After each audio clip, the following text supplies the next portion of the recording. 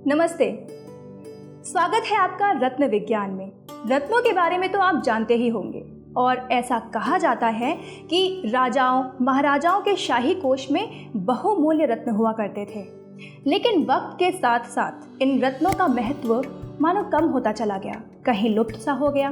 तो आज हम बात करेंगे इस ज्ञान विज्ञान के ही बारे में और हमें इसके बारे में विस्तार से बताएंगे हमारे रत्न विशेषज्ञ अमित लांबा जी।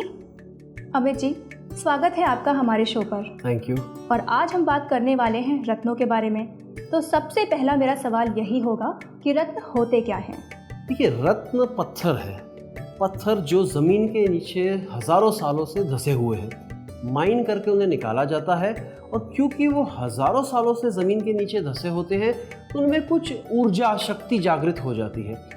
जब उन्हें बाहर निकालते हैं और हम धारण करते हैं तो वो शक्ति का प्रभाव हमारे शरीर को मिलता है, हमारे मन को मिलता है। ये रत्न है। अब हम जानना चाहेंगे कि रत्न कितने प्रकार के होते हैं? देखिए, रत्न कई प्रकार के होते हैं, हज़ारों प्रकार के होते हैं, लेकिन मुख्य रूप से अगर हम देखा जाए तो रत्न 9 ग्रह के 9 रत्न सबसे ज़्यादा जीवन में प्रभाव देते हैं। फॉर एग्जाम्पल, चंद्रमा का रत्न है मोती, मंगल का रत्न है मूंगा, सूर्य जिसका दूषित है उसका रत्न है रूबी, शनि का रत्न है नीलम, गुरु का रत्न है पोखराज, शुक्र का रत्न है हीरा या ओपल, राहु का रत्न है गोमेद और केतु का रत्न है लसुनिया।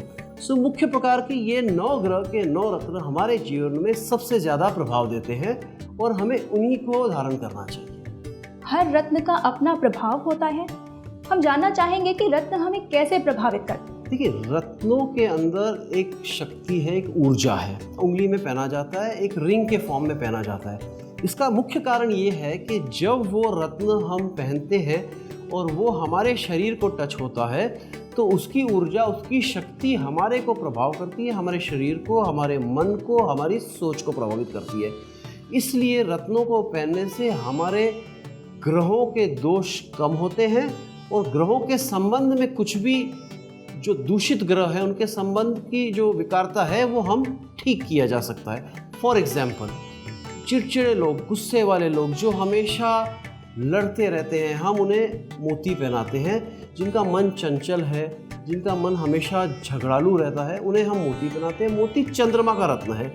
राइट हैंड की लास्ट फिंगर में चांदी में उसे पहनाने से मन शांत हो जाता है और वो अपने गुस्से पे कंट्रोल कर सकता है। सेकंड, दूसरे रत्न की बात करते हैं, जैसे नीलम की बात करते हैं। काफ़ी लोग हैं जो बहुत मेहनत करते हैं लेकिन उन्हें उनके मेहनत का फल नहीं मिलता। बहुत इंटेलिजेंट है, बहुत ईमानदार है, लेकिन उनको अपॉर्चुनिटीज़ नहीं मिलती। इसलिए ऐसे लोगों को हम नीलम पहनाते हैं।